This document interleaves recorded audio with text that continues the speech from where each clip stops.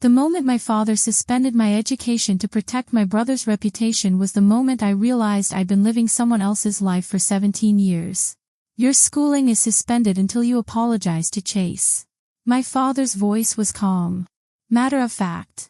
Like he was telling me to take out the trash or finish my homework. That's the thing about my family. The worst moments never came with raised voices or slammed doors.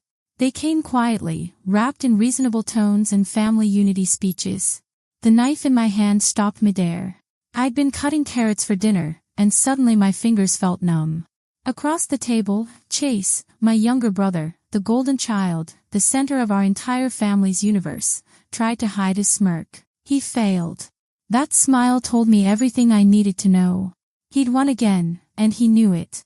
My mother looked away, hands folded in her lap, breathing uneven. She was waiting for me to break. Waiting for the tears, the apology, the inevitable surrender. I didn't give it to her. I set the knife down. Smoothed a strand of hair behind my ear, this nervous habit I've never been able to shake. And I let the silence stretch out between us like a wire pulled tight. "All right," I said. 2 words. That's all it took. For a moment, nobody moved. They thought I'd given in. Thought those 2 words meant surrender, meant I'd stand on that auditorium stage tomorrow and publicly apologize for something I didn't do. Thought I'd rewrite the truth to protect Chase's image like I'd been doing my entire life. They were wrong. My name is Neve Winters, and this is the story of how I stopped being my family's designated fixer and finally started living for myself. Growing up, my house looked perfect from the outside. My father, Richard Winters, was all about order and structure. Schedules on the fridge, family dinners at 6 sharp, everything neat and organized. My mother, Catherine, was all about keeping the peace. She smoothed over conflicts before they could start, patched problems with reassurances and gentle suggestions that somehow always landed on me. And then there was Chase. The favorite. The one everything revolved around. I learned my place early. Not through punishments or lectures, but through 1,000 tiny moments that added up to one clear message: Chase mattered more. When I was 10, my father taught Chase how to ride a bike. I sat on the curb with my own helmet, fingers curled around the straps, watching and waiting. Chase fell twice. His bike wobbled all over the cul-de-sac. I remember my father's patience, his steady voice saying, "You've got this, buddy. Try again." When Chase finally got it, Dad clapped him on the back and said he'd teach me next weekend. I waited on that curb for 3 more Saturdays, helmet ready, hope shrinking a little more each time. That weekend never came. Eventually, I taught myself in the empty school parking lot, falling and getting back up alone until my knees were scraped and my confidence was something I'd built without anyone's help. At 12, my mother bought Chase a brand new jacket for school picture day. Navy blue with silver buttons that caught the light. She handed me one of her old scarves and told me it looked mature on me. Sophisticated. I wore it even though it smelled like her lavender detergent and felt scratchy against my neck. Later that day, Chase spilled juice on his sleeve and my mother cried. Actually cried. She spent 20 minutes in the bathroom dabbing at it with a wet cloth, telling him it would be okay, that they'd get it cleaned. When I ripped that scarf on the bus a week later, catching it on a seat spring, she didn't even notice. I wore it with the tear for another month before quietly throwing it away. Small things. Forgettable things. Except they never really left. By 14, I'd become the problem solver. The fixer. When Chase forgot his science project, the one worth 30% of his grade, I gave him mine to copy. I'd spent 2 weeks building that model of the solar system, staying up late to get the orbital paths right. He turned it in with his name on it. I told my teacher I'd lost mine and took the 0. When he fell behind in class, I stayed up late explaining concepts while he scrolled through his phone, barely listening. My father praised Chase for catching up, said he had real potential, that he just needed to apply himself. My contribution just disappeared. Like steam on a mirror. The worst part wasn't the lack of recognition. It was how normal it became. How expected. I stopped waiting for thank yous or acknowledgement. I just did what needed to be done to keep the family running smoothly, to keep my parents happy, to keep Chase from facing any real consequences. The day I really understood the cost of all this was the afternoon I found out I'd made lead debater for regionals. My coach pulled me aside after practice, told me I'd earned it, that my arguments were sharp and my research was flawless. I was walking to the parking lot feeling lighter than I'd felt in months, already planning how I'd tell my parents at dinner. Then I saw my father's car pull up. Not for me. For Chase. He came running out of the building crying, saying someone had picked on him during PE. My father left the engine running, didn't even glance my way, and drove off with Chase in the passenger seat. I called my mom 3 times before she finally answered, distracted and rushed, telling me to walk home because they were dealing with Chase's situation. I stood there in that parking lot for 20 minutes, watching other kids get picked up by parents who asked them about their day. That small spark of achievement died in my chest, replaced by something colder. The realization that no matter what I accomplished, it would always be background noise to Chase's needs. But the moment that changed everything, the moment I couldn't ignore anymore, happened in the school parking garage one winter evening. I was heading to my car when I heard voices echoing off the concrete. Angry voices. I followed the sound and found Chase cornering Liam, this quiet sophomore from my math class, pressing him against a pillar. The yellow garage light flickered above them, making everything look harsh and ugly. Liam's face. I'll never forget the fear in it. His backpack had fallen to the ground, papers scattered. He was saying something, apologizing maybe, but Chase wasn't listening. When Chase shoved him hard enough to knock him down, something in me snapped awake. I stepped forward on instinct, pulled Chase back, helped Liam up. Liam scrambled away without a word, gathering his papers with shaking hands. Chase just glared at me, breathing hard. "What's your problem?" he said. "What's yours?" I shot back. He pushed past me, shoulder checking me hard enough to make me stumble. "Stay out of my business." At home that night, I told my parents what I'd seen. My mother was in the kitchen making tea, and she barely looked up from the kettle. "Boys being boys," she said, like that explained everything. "Liam probably provoked him. He was twice Liam's size, Mom. He could have really hurt him." My father told me not to make a scene over nothing. Said Chase was just blowing off steam, that teenagers get physical sometimes, that I was overreacting like I always did. And Chase. He smiled like nothing had happened. Went up to his room and played video games while I sat at the dinner table feeling like I was losing my mind. That's when I finally understood the pattern. Chase caused the damage. I carried the responsibility. And in our house, that wasn't going to change unless I changed it. The night everything fell apart wasn't dramatic. It never is in my family. We were halfway through dinner when my father set down his fork and made his announcement. "You'll stand on the auditorium stage tomorrow and apologize to Chase." School-wide assembly. Clear and simple. I stopped chewing. My fork was halfway to my mouth with a piece of chicken that suddenly tasted like cardboard. Across from me, Chase kept his eyes down, but that smirk was pulling at his mouth again. My mother folded her hands like she was bracing for impact.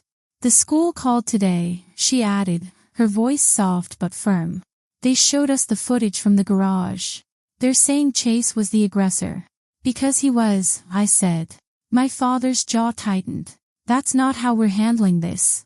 "Family stays together," my mother murmured, using that trembling voice she always pulled out when she needed me to feel guilty. "It's simple. One apology and this whole mess disappears." Except there was video footage. The school's parking garage camera had caught everything. Chase shoving Liam, the younger kid hitting the concrete pillar, the whole ugly scene. Clear as day. Undeniable. But none of that mattered to my parents. They wanted me to rewrite reality. Stand under those stage lights and say their golden boy had merely defended himself, that Liam had started it, that Chase was the victim. Because that version kept the family balanced. Because my dignity was worth less than Chase's reputation. "So you want me to lie?" I said quietly. My father shook his head. "I want you to be responsible. You're the older sibling. You should have stopped this before it became a situation." There it was. Somehow, Chase's violence was my failure. Responsible, I repeated. That word had followed me my entire childhood. Flexible enough to mean whatever they needed it to mean in the moment. Chase finally looked up, eyes bright. "Just do it, Neve. It's not that deep. Say I was defending myself or whatever. Who cares?" "Liam cares," I said. The kid you shoved into a concrete pillar cares. He's fine, Chase said, rolling his eyes. Stop being so dramatic. The strange thing was how calm I felt. The kitchen light hummed softly overhead. The smell of roasted vegetables hung in the air. My mother's breathing was shallow and quick, and I felt this clarity settle over me like I'd been waiting my whole life for this exact moment. I had spent 17 years being responsible for Chase's mistakes. 17 years shrinking myself so he could shine. 17 years believing that's what family meant. I was done. I smoothed that strand of hair behind my ear one more time. All right, I said. Chase's smirk flickered. My mother blinked. My father opened his mouth to add something else, probably about family loyalty and doing the right thing, but nothing came out. They thought they'd won. They had no idea what I was about to do. I went upstairs without another word. No slammed doors, no dramatic exit. Just the soft click of my bedroom door closing behind me. It was the quietest boundary I'd ever drawn. So quiet they didn't even hear it. I stood in my room for a long moment, letting everything settle. Downstairs, I could hear muffled voices, probably them celebrating their victory, relieved that the difficult daughter had finally fallen in line. I didn't listen. I walked to my desk, opened my laptop, and got to work. First, I pulled up my school transcript. Straight A's in every class that mattered. AP credits. Honors distinctions. Then my recommendation letters, the ones I'd been quietly collecting from teachers who actually saw me.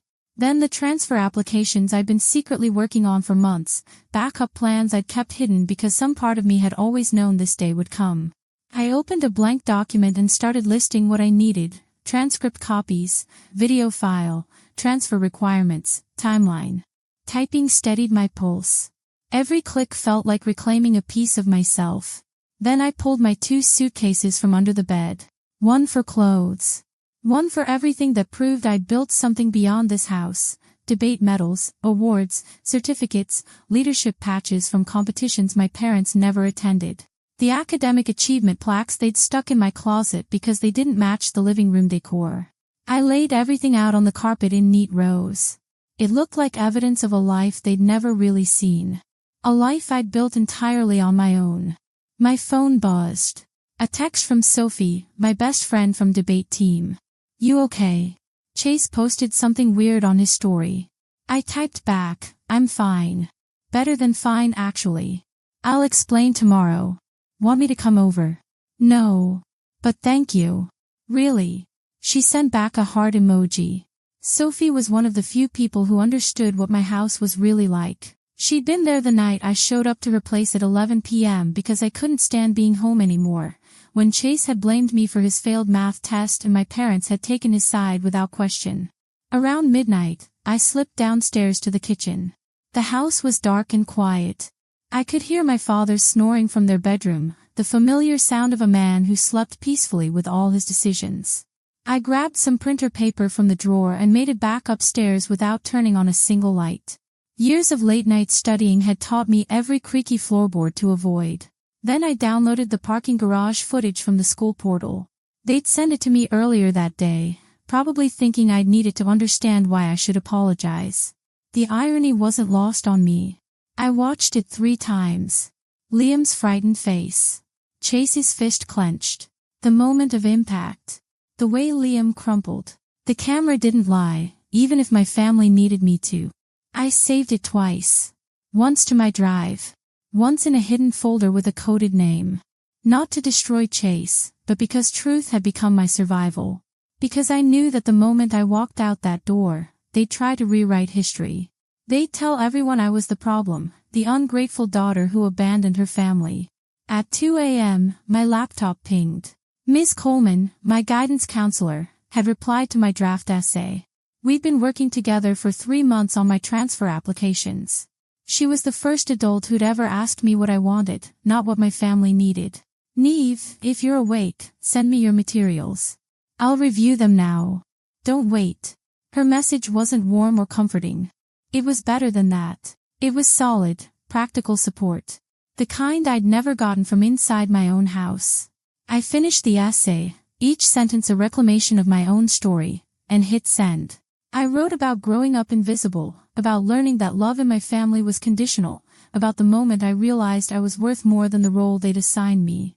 While I waited for her response, I packed my backpack with sealed envelopes, pre-signed forms, transfer application printouts. I checked everything 3 times, tapping the corners to align them perfectly. Organization made chaos feel manageable. It always had. The clock read 2:43 a.m. My room felt cold, but in a way that sharpened my senses instead of numbing them. Like I was waking up after years of sleepwalking. Then the reply came, "Looks excellent. I'll finalize the recommendation tonight. Stay focused.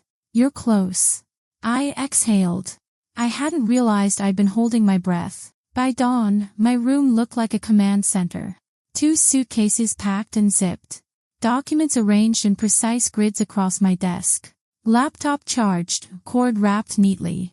Notebook open to a bulleted list, every item checked off in blue ink. I went through my morning routine on autopilot: shower, jeans, sweater, shoes. Every movement deliberate. Not rushing, not hiding. Just steady. I looked at myself in the mirror. Same face I'd seen every day for 17 years, but something was different. There was no fear in my eyes anymore. Just determination. I walked to school early, before the usual crowd filled the hallways. The morning air was cool and metallic, tasting like possibility. The sky still had that pink edge around the horizon, the kind of sunrise that felt like a beginning. I pulled my hair into a loose tie, feeling anticipation run through my fingers. My hands weren't shaking. They were steady. Ready. My locker was halfway down the east hall, right where the early courtyard light hit the metal. I opened it and looked at the life I'd kept inside, textbooks lined up by size, photos from debate tournaments where I'd actually smiled, a cracked mug Sophie gave me with some fading motivational quote about persistence.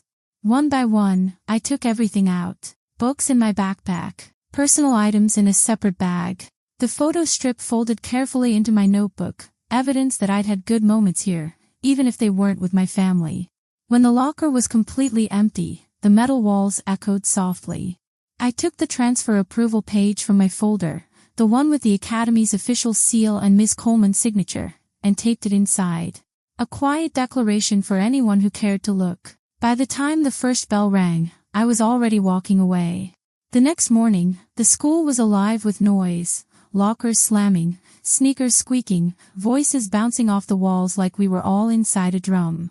I walked in without hurrying. My backpack felt heavier than usual, loaded with everything that mattered. My steps were measured. Nothing in my face showed what was coming. Chase was already at his locker when I turned the corner. Arms crossed, leaning back like he owned the hallway. That signature smirk in place. "Well," he said loud enough for everyone nearby to hear. "Look who finally showed up. Ready to rehearse your apology." A few people laughed. His friends, probably. The ones who thought his cruelty was just confidence. I didn't stop. Didn't even look at him. I walked straight to my locker, spun the dial with muscle memory, and pulled it open. His smirk died instantly. The locker was empty. Completely bare except for one thing, the transfer approval form taped to the back, fluttering slightly in the draft from the hallway vent. I closed the locker door gently. The latch clicked into place with finality. Behind me, someone gasped. "Wait, is she transferring?" Then Chase's voice, sharp and cracking. "Neve, what did you do?" I kept walking. He caught up, grabbing my arm. His hand was shaking. For the first time in years, Chase looked genuinely scared. "Please tell me you didn't post it. Please tell me you didn't." Dozens of eyes turned toward us. Phones lifted. This was going to be all over social media in minutes, and some part of me was glad. Let them see. Let everyone see that I wasn't the problem. I slipped my arm free with a practiced twist. "Posted what?" He swallowed hard. "The application. The transfer. Whatever. Just tell me it's not final." It was. And he knew it. I didn't answer. I just walked toward the main office while his footsteps stumbled behind me in panic. Inside the office, Principal Brooks was already at his desk, reading glasses perched on his nose. Ms. Coleman stood beside him, holding a thick envelope with a gold seal that caught the fluorescent light. When she saw me, she nodded once. Not encouragement. Confirmation. I handed her my final forms. She checked them with practiced efficiency, signed where needed, and passed them to Mr. Brooks. He read the top page aloud, voice carrying in the small office. Full merit scholarship. Boarding placement approved. Transfer effective immediately. Behind me, someone inhaled sharply. Chase had followed me in. Then the office door flew open and my parents rushed in. They must have gotten a call from the school. My father's tie was crooked, something I'd never seen in my life. My mother looked like she hadn't slept, eyes red and swollen, mascara smudged. "What is happening?" my father demanded, his carefully controlled voice finally cracking. Ms. Coleman placed the contract on the desk where they could see it. "It's done. Neve met every requirement. The academy confirmed her placement last night." My father's face hardened, that familiar look when things weren't going according to his plan. "Neve, we didn't approve this." Mr. Brooks spoke before I could, his tone neutral but firm. "Your approval wasn't required. Neve is 17, academically emancipated under the scholarship program, and has met all legal requirements for transfer." Silence dropped like a stone. Then my phone buzzed. I put it on speaker. "Good morning, Neve." It was Mr. Pierce from the academy, his voice steady and professional. "I'm calling to confirm transport for tomorrow. 7 a.m. sharp. Everything is finalized." My father stepped forward, trying to take control like he always did. "You can't just take my daughter." Mr. Pierce interrupted, tone immovable. "She's a nearly 18-year-old scholarship student. This transition is entirely within policy. Any interference will be documented and may result in legal action." The room went still. My father's face went red, then pale. Chase broke first. "Dad, don't." His voice sounded young. "Too young. It's already done." My mother covered her mouth, tears sliding down her face. She looked at me like I was a stranger, like she couldn't understand how her obedient daughter had become someone she didn't recognize. I powered off the call, slipped the phone into my pocket, and turned toward the door. Students had gathered outside, faces pressed against the office windows. The hallway widened to let me pass. Some looked shocked. Others looked impressed. Sophie was there, arms crossed, giving me a small nod of solidarity. I didn't look back. Not at my parents. Not at Chase. Not at the life they'd expected me to keep holding together with both hands while they took care of their golden boy. As I stepped into the hallway light, the only sound was my footsteps. Clean. Unhurried. Final. The next morning, Washington, D.C. air felt different. Crisp and steady, carrying the smell of coffee and possibility. The shuttle dropped me at the academy gates just as the sun lifted over the skyline, turning the glass buildings honey gold. I stepped out with one suitcase in each hand, wheels clicking against the smooth pavement. No shouting. No demands. No rules taped to the fridge telling me who to be. Just space. The campus was beautiful in a way I hadn't expected. Old brick buildings mixed with modern glass. Students walking with purpose, carrying books and laptops, looking like they belonged. Inside the dorm, the hallway smelled like fresh paint and clean linen.